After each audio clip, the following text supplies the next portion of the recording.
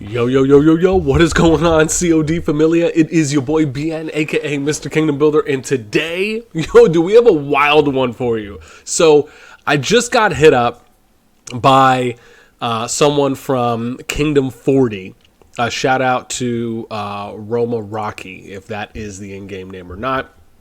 Hit me up on Discord and said, hey boss, we got this crazy event going on in Kingdom 40 where they're basically doing a kind of organized PvP warfare of 2 alliances versus 1. And the objective of this 2v1 battle is to essentially try and kill this keep over here that you see. And so on one end, we have TOPX fighting against TDG. And then we also have, wherever they are, you can see them coming here in the flank. There's another group that, again, because there's a lot going on, this is TOD Squiggly, or TOD versus TOD and TOP are hitting from both sides, going up against TDG. Now, just to kind of show you some of the power matchups here, again, we're going to have to see. I know it's probably going to just go a little bit because there's a lot. But you see TDG, they're the number one. They're at 2.6 bill.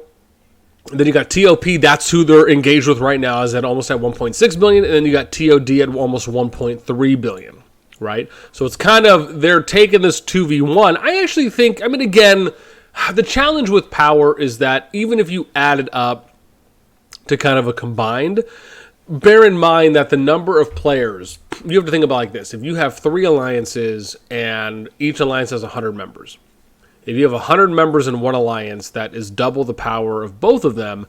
Just because you're adding number 2 and number 3, it doesn't necessarily equal out because the average baseline or the average power per player is higher in the number 1 alliance versus the others. However, if you're going to try and do something like this is kind of the way to do it.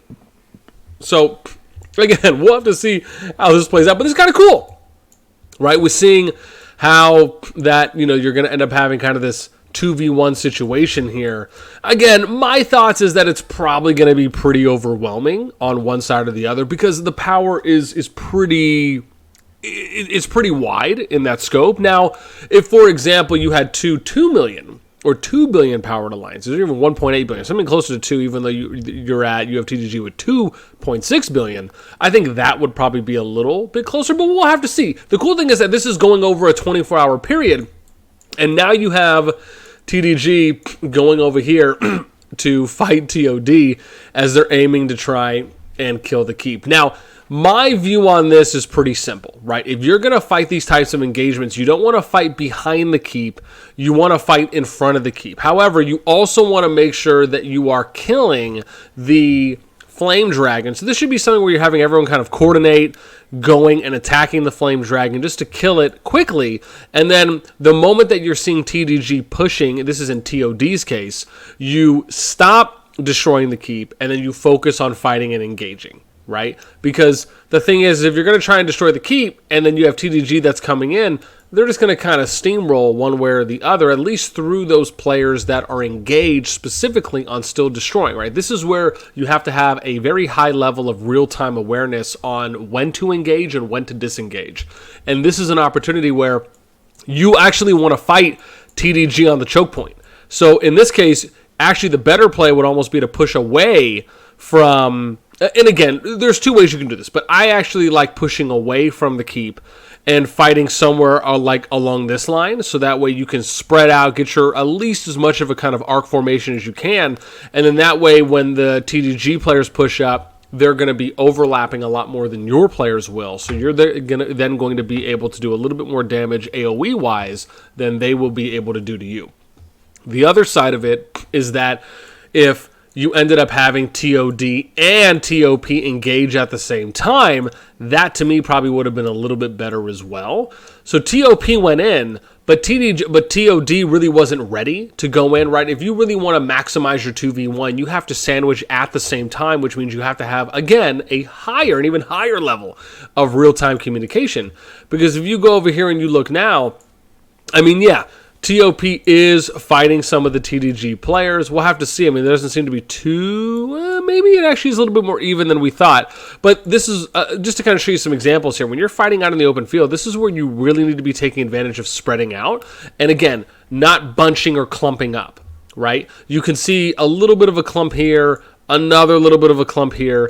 This is where micromanaging and microing your troops and your units / legions is really going to kind of separate those alliances or those groups who, again, are having better positioning than others to take advantage of being able to deal more AoE damage and then in return hopefully take less AoE damage from your opponents. It also helps you with doing things like target fire, focus firing, and targeting units a little bit more. Just because when you're split up, if you're doing those, it typically would lean into you being able to hopefully, because you're already doing that prep work, make it easier on, well, because you've already done it now, or because you've done that step, it kind of shows, well, okay, well, they're a little bit more well put together than the others. Hopefully that leads you into your second step. You're kind of doing the first one, which is spreading out and not clumping, and then the second step is then kind of getting into your single target fire focusing for specific units, and then you're having your AoE kind of focusing on clumps and groups.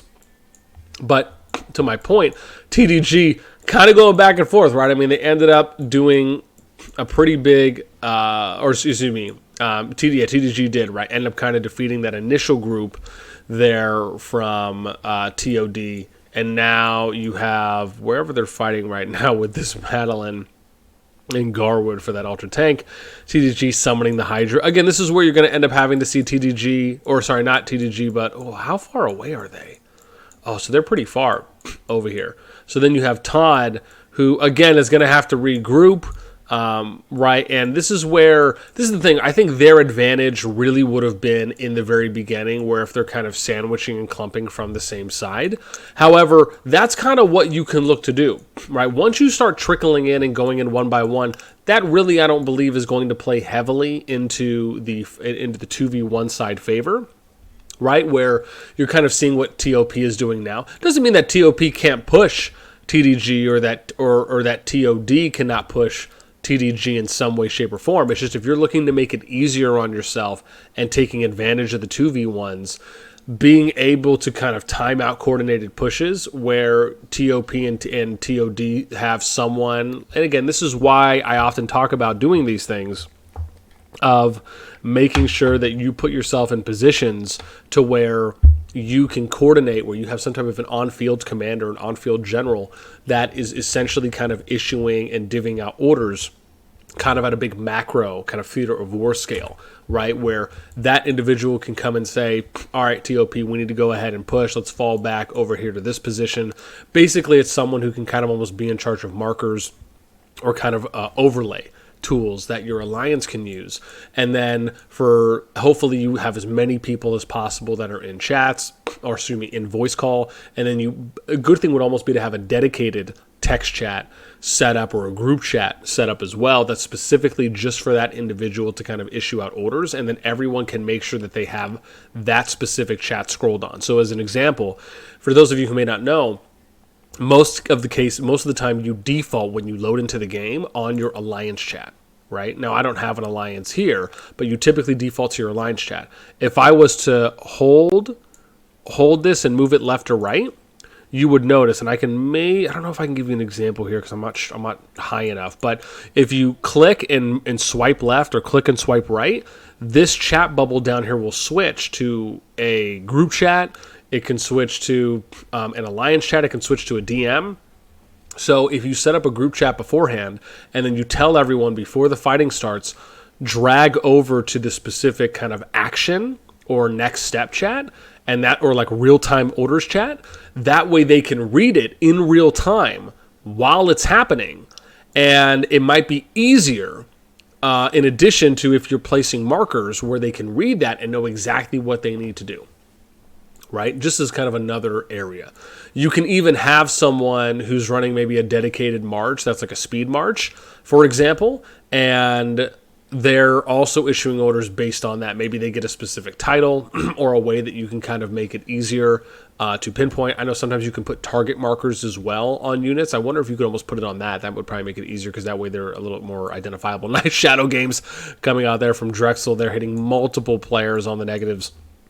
Sword Arth, nice single target damage coming out there from Zergy. Counter Sword Arth, or excuse me, sorry, that's the AoE swipe, close range swipe there that you ended up seeing. But again, nice burst strike coming down there from Jedge.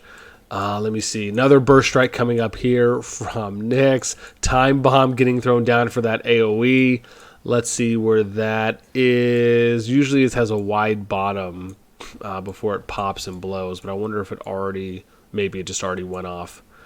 Man, but this is wild. I mean, you got just nonstop crazy PvP that is happening here in 40. And listen, regardless of how the fight goes, for me analyzing or kind of giving you my 2 cents, I am always going to be a big proponent, and I'm always going to be in favor of kingdoms that are doing organized PvP. Because, dude, look at how many people are showing up, right? For those kingdoms out there that are trying to do free-for-all PvPs, or you don't care to do organized PvP, dude, in my opinion, a kingdom like 40, a kingdom like Kingdom 4 back in the beta days, those to me, and I did a video covering Kingdom 4 when they had a massive 4 Alliance, 2 sets of 1v1s that were going on, and they had probably at least 100 or 200 people that showed up. I mean, it was wild, and that's fun to me. When I watch stuff like this, where it's organized and people agree to it and they want to do it, regardless of what kind of power disparity there might be or not,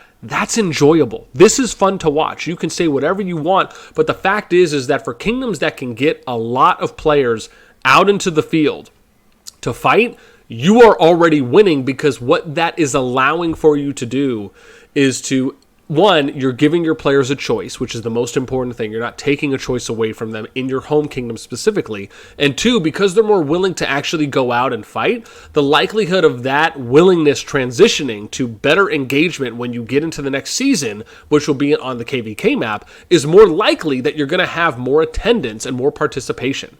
So, and then number 3, it also gives you an opportunity to practice tactics and strategies, because if it's organized, you can plan ahead. Nothing really has to be done like in the moment. You can actually practice setups. You can practice how to engage, how to disengage, call outs, just like some of the things we were talking about. So I'm always going to be in favor of kingdoms that run organized PvP, because it's fun.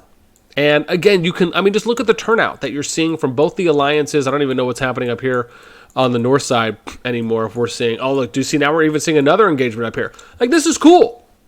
I love it, man. I love being able to watch and seeing as many players show up in a kingdom. So Kingdom 40, listen, man, you guys got my props. My appreciation, my respect. I love when I see kingdoms doing these types of kingdom-wide organizations, because I think it can only benefit the player base and for as many people that want to come out. But let me also say, this is my nice asterisk, right? There's a big difference between going and doing organized PvP, where you're actually doing it in an organized educational way, where you're learning and you're taking something away from it, compared to just saying, well, hey, we're all just going to fight it out.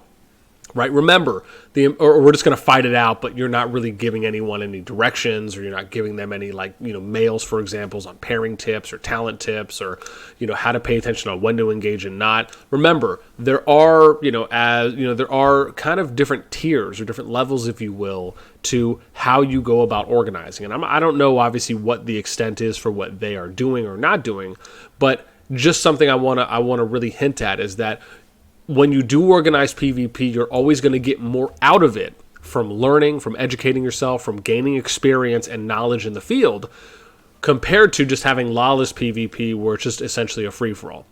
In those situations, it usually does not give you time to kind of think ahead. It doesn't really give you time to prep ahead, and it doesn't give you really good opportunities to organize as a group and to practice coordination, higher levels of communication, structuring, good positioning, etc. These are things that organized PvP can do for you, where you're going to be able to raise that baseline, or raise the sea level, if you will, of the average player in your kingdom, by being able to give them that opportunity to gain more knowledge and to gain more experience when fighting.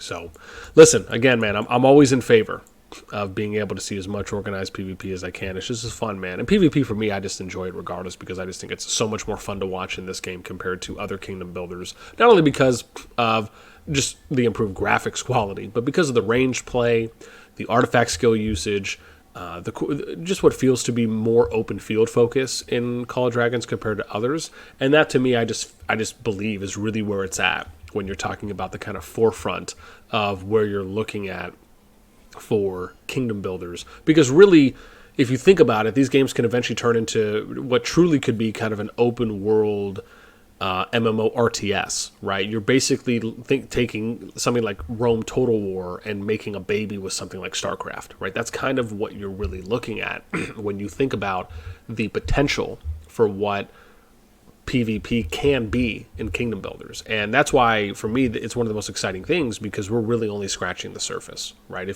And again, that's to say the PvP right now is just very entry level.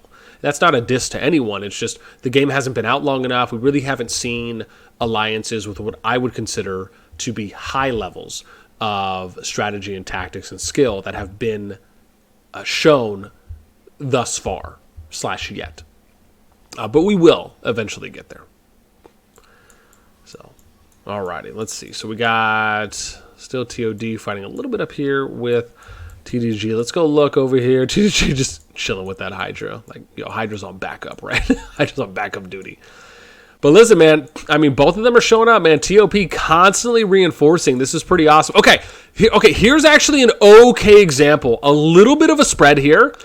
You guys are potentially becoming, I don't want to say class stars, but this is a little nicer, in my opinion, where you're getting a little bit more of a spread.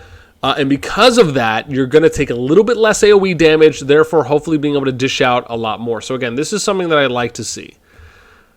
I can't also tell if they're focus firing one of these guys, if they're focus firing Zenfraka, or... And this wasn't bad. They had multiple people hitting Nick, so maybe that's what it was. Okay, now you're getting a little bit more focus fire here from multiple units coming down on Zenfraka. And again, notice the good thing about this is there's no one else really from TDG in that moment that was also taking advantage of hitting the players while the tank was doing the work there, right? Kind of a missed opportunity there by TDG, but that was good play, right? Remember, the more you're able to take advantage of the attack ratios, right? If you do the 5v1, 6v2, 7v3s, 8v2s, etc., those are always going to allow for you to kill a unit faster than the amount of damage they're going to output on you, right? Which means that you're scaling better than they are, or sustaining better than they are, and longer than they are over a period of time.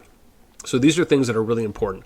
Another thing right here, clumping these units up. This is something that, like we talk about, and you're going to see that often, because you have to think about, when you're on the field, you basically would have to click the unit move, click the unit move, click the unit move, click the unit attack, click the unit attack. Like, this is why the potential and the ceiling for PvP and CoD is so high, and we just haven't got there yet. But that's the exciting part, is that it's there. And that, to me, is what gets me giddy every time I get to cover PvP, because I think about where we could be and where hopefully eventually we will be to an extent. All right. I mean, again, man, this is just wild. So TOP's got the giant bear that got summoned. TDG still over here, kind of on this northeastern side. Again, still fighting it out, kind of at both of the, I guess this is what I would almost consider to be the 50-yard line, because you have the territories that are touching here. So let's see what we got. TDG pushing on a little bit more. TOP's got Kanara and the Alliance keep doing a little bit of work right on that radius. So doing a little bit of hit here on Zenfraka. But again, this is kind of it, right? You send your tank in. This is actually kind of a good example. If you send your tank in, you got the DPS in the back line, front line. You're kind of taking this like MOBA League of Legends style approach, right? Where you're kind of sending your tanks off tanks in the front line, and then your DPS from agent and physical damage would be in the back line or spread out. Right, and that was kind of, I would say, a good example of how to kind of play out that scenario. Let's see here. Excuse me. We're not going to go too much longer. I'm almost at 20 minutes here. Let's see if there's any more fighting going on up north. Only if I had some water near me. But I don't. I'm sorry, I'm dying. Whew. Let's come back. TOD. Nice. Sending in some more players here. Kind of a smaller skirmish, but regardless, it's still forcing TDG to send some players up here on the northeast front. So it at least will alleviate some. And I would imagine really on both sides. That's kind of the idea, is you want to come with enough players fighting and pushing in, so that way you can attempt to alleviate pressure on either side, if not both sides, and kind of play some of those numbers into your advantage. In this situation, though, with TOD, this is not really the ideal position to be in. Why? Because you're basically on this choke point, right? Meaning that you don't have enough space to spread your units, so this is something you have to be cognizant of. You either push in and you spread out here for the Alliance Tower, so you get a little bit wider, or you step back a little bit, form an arc, and then you push them as they come through the choke point, so you kind of bait them in, and then you counter push once the numbers start going in your advantage. TOD up there on the side. I mean, even flanking, right, isn't bad. You send a few units through here, you flank around the back, and then you push. You actually have a couple ways you can really play this. TOD summoning the Hydra, got the Beastmaster, Hester on there too as well. Time Bomb coming out and Tangling Flank being dropped. Dragon Tamer. Oh, I have to remember what the name is for the Harlequin mask on what that skill is that basically aggro pulls the Hydra. I think that might have been Sansa, if that's right, who did it. If this Hydra keeps going in that direction, I think that's what it was. I think Dragon Tamer could be, and we can probably check that. Oh, no, I can't. I'd actually have to go. Yeah, because I don't have it yet. Let's see if I can do this. Can we look at if that's the case for Harlequin mask? Let's see. Is it called Dragon Tamer?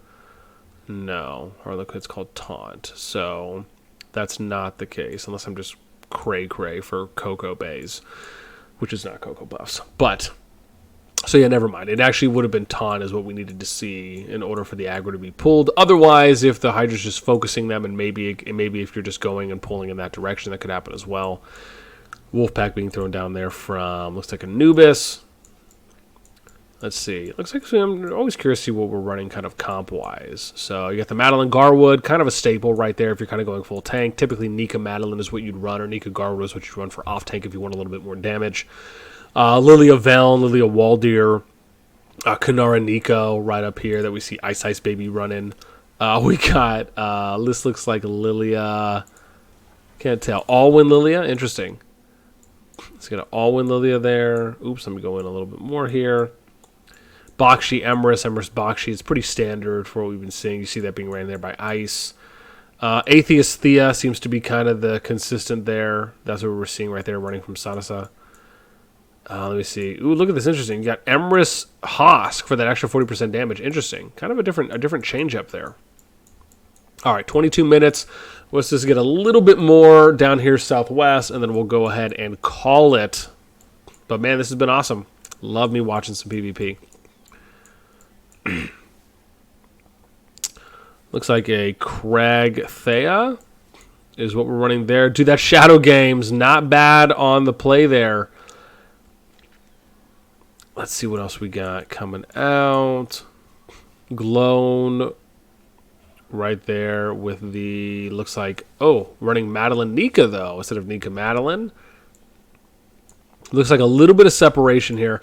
Sometimes it's okay to recollect yourself, right? I would probably move these units over here is what I would do for where you see Levza and Goons or whatever that individual's name is. We kind of move it over here east next to Lanaya's city. And then again, now you're kind of getting that nice little reset up, that good repositioning or reforming your line. That's probably a better way to put it when you think about it. Right? I think the thing that comes to mind is Lord of the Rings, Return of the King, when you got the Rohan lead who's saying, you know, reform the ranks or something like that, right? When they're doing their kind of big final battle, there's a few moments where that happens. And I guess it's actually probably a better way, really, of wording it when we think about what we're really trying to get at overall. All right. Looks like the initial battle just dying down a bit here. But remember, it's over a 24-hour period, so we're going to try and keep checking in to see how things are going to be going, either tomorrow, probably, to maybe kind of see once they come up, right, because we can check back in before 20 UTC. But again, man, awesome. Shout out to Kingdom40. Like I said, man, big shout out to Roma Rocky for giving me a heads up. I always appreciate anyone and everyone who shoots me a DM or posts on the COD Wars drama channel on my Discord. Right, if I have the time available, I'm always happy to come. I just so happened that I actually had some free time now while I was doing some work. So again, thank you guys so much. Awesome to come in. and appreciate the love. Man, hope you guys enjoy this one. That's going to do it for me. Let me know what you think.